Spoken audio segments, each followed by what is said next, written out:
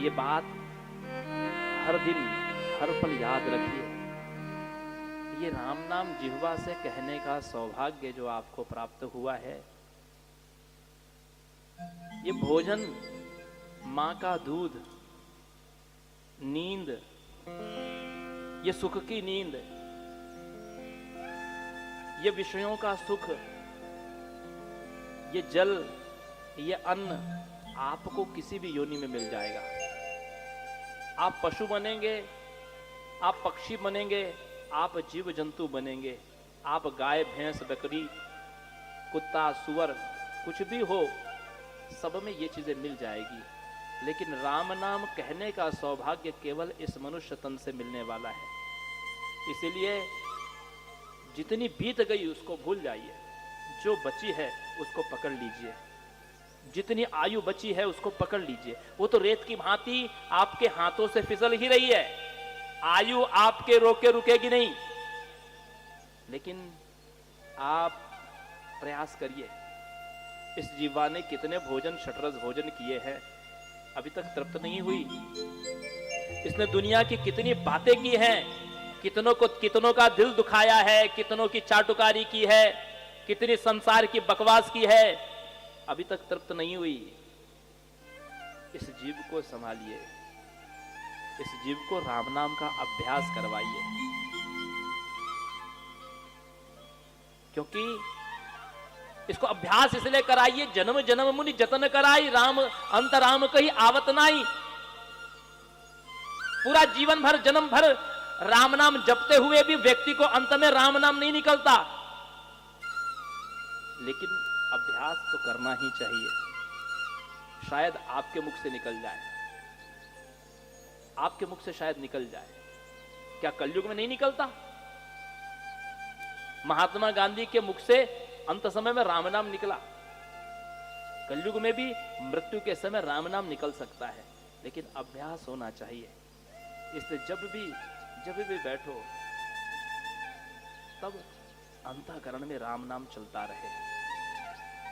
शिव जी इसी राम नाम को अपनी जिह्वा पर सदैव धारण करते हैं। संसार में सब कुछ मांगने वालों को सब कुछ दे दिया, लेकिन राम शब्द, इन दो अक्षरों को अपने पास में शिव जी ने रख लिया। सज्जनों माताओं, और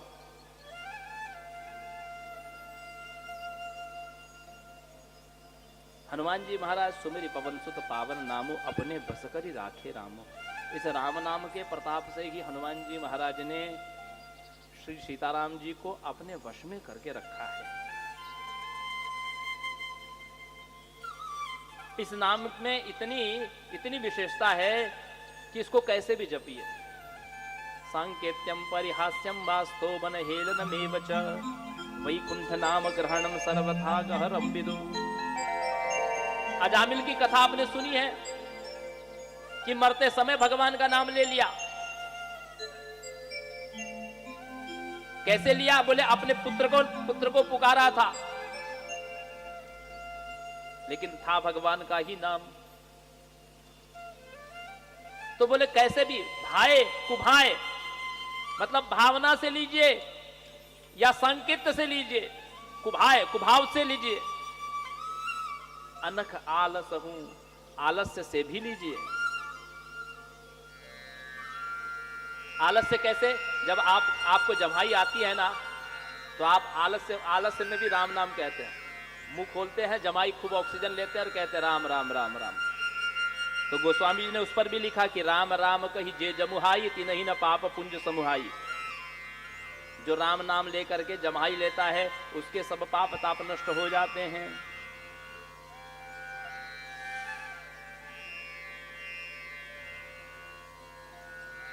गोस्वामी जी अंत में कहते हैं, कहूं कहां लगी नाम बढ़ाई, राम न सकई राम गुण गाई। कितना राम नाम की वंदना करूं, कितना वर्णन करूं। अरे यदि राम जी को कहा जाए कि आप अपने नाम का वर्णन करके दिखाओ, तो वो भी अपने नाम का वर्णन नहीं कर सकते।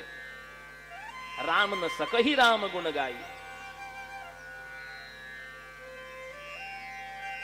दुनिया में दो ही प्रकार का तो झगड़ा है, दो लोगों में झगड़ा चल रहा है। एक कहते हैं कि ईश्वर सगुण साकार है, हम लोग कहते हैं, कि हमारे राम जी धनुर्धारी है, हमारे कन्हैया मुरलीधारी है, गोवर्धनधारी है, श्याम सुंदर है, मोर मुकुट वाले हैं, पीतांबर वस्त्र पहनने वाले हैं, तिरछी चितवन वाले हैं। हम उस सगुण वपुधारी को मानते हैं। और कुछ लोग कहते हैं नहीं, ईश्वर तो निराकार है, उसका कोई मूर्ति नहीं होती, उसका कोई आकार नहीं होता, उसका कोई अवतार नहीं होता। और इन्हीं दोनों का देखो आज 2000 साल से झगड़ा चल रहा है दुनिया में। 2000 साल से जो झगड़ा चल रहा है, बस इन्हीं सगुण और निर्गुण वालों का ही झगड़ा चल रहा है। बोलिए सगुण वाले जितने ये सब काफिर है, इनको दुनिया में रहने का कोई अधिकार नहीं। तो गोस्वामी जी कहते हैं आप क्यों सगुण और निर्गुण के चक्कर में पड़ते हो। गोस्वामी जी कहते हैं आप सगुण और निर्गुण छोड़ो। क्या कहते हैं